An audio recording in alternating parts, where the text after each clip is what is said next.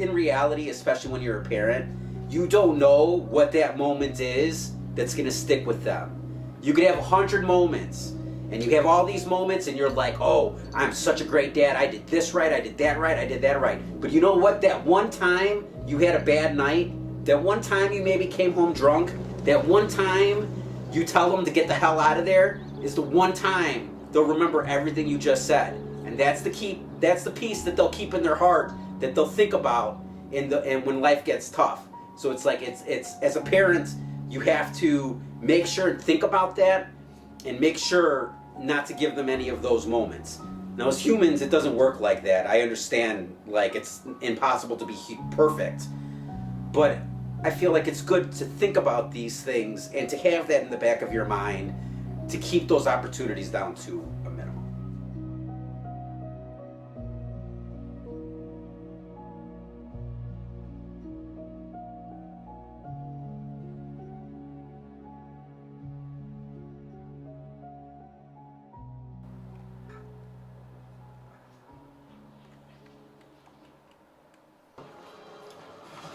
So it's just a joke scene. They didn't really put any thought behind it. Yeah.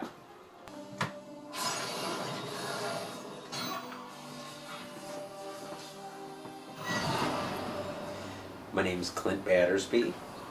I have two boys, 13 and 10, Logan and Grayson. And they're the light of my world. It has been like 4 years that I've been a single father.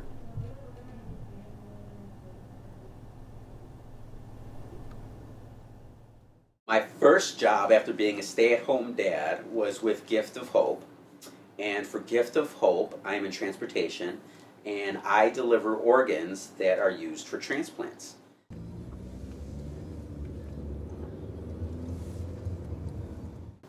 As a second job, I got a job with Delivery First. Delivery First is like an Uber Eats type company where they deliver food for different restaurants in the area.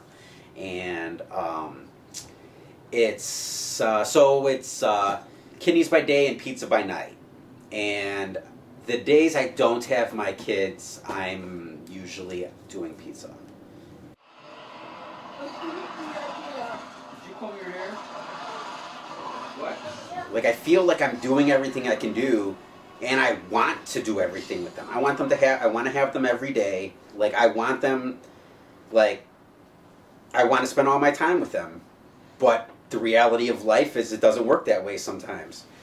Also, the circumstances of this COVID thing have created a situation that doesn't make it possible at this time.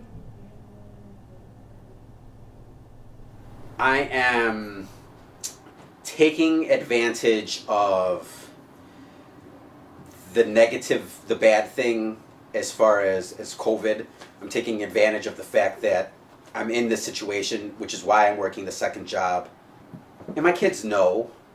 I talk to my kids. Probably more than I should. Thank you. The new thing, another thing that I like to do is, I like to do, because I do like to do it, but it's really Logan's thing, is Logan has like started a movie night with Dad.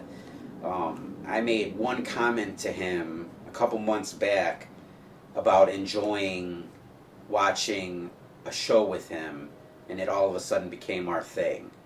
And Logan's the kind of boy that will like go out of his way to watch a movie, like with me. Like, if he's playing games, he'll stop doing whatever he's doing and then just come and hang out with me. It is the burden of this responsibility that will define you.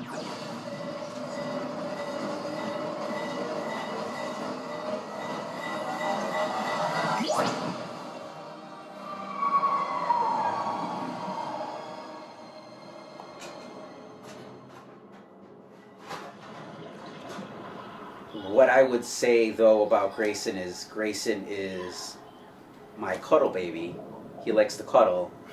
So Um, there are a lot of times where whenever he's having a bad day, whenever he's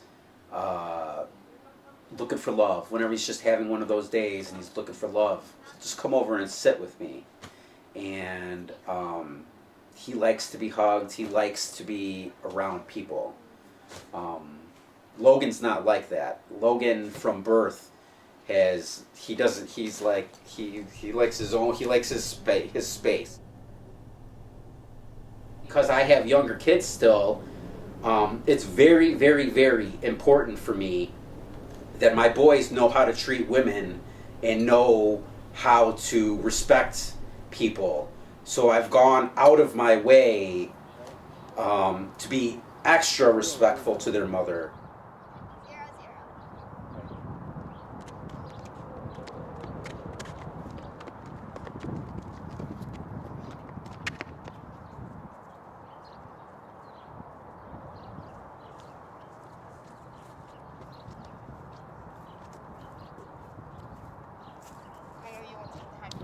When I am with the boys, when we're together,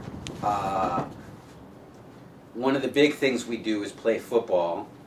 Both of the boys played tackle football for Park Ridge, so they are both very into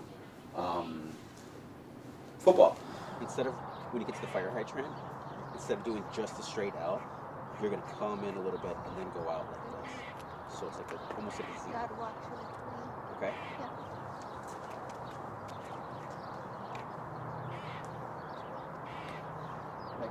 The way that we play is to make each other better. So like when Grayson and Logan are going, like I don't like to play so that they are like competing with each other, which they're brothers, they're going to compete with each other already naturally, so that's already there.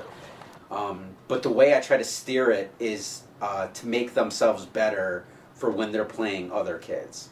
So like when we're playing, they don't get to trash talk each other, because I don't allow that. That's like that's your brother. That's like, if there's anybody that you should be sitting here trying to show tricks to maybe better catch the ball, it's your brother. Don't be saving that stuff for your friends.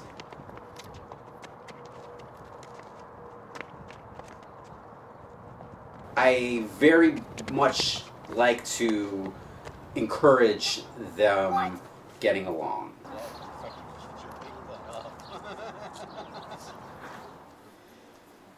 I'd say the thing that we do together like the most, that's like the most between the two of us, is the football.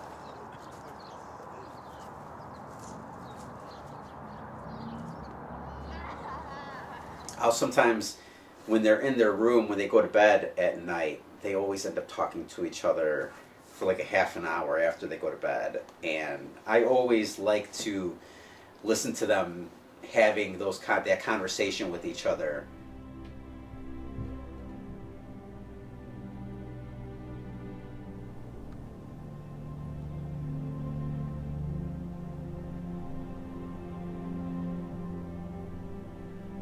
Whatever situation they're in as adults, the thought process in their mind will never go to, oh, well, my dad did this negative thing to my mom, or my dad did this. Like, in their heads, I want them to be able to think back to things that happened in their past and think of something positive as a way to handle the situation, as opposed to handling it in a negative way. So I go out of my way to be positive.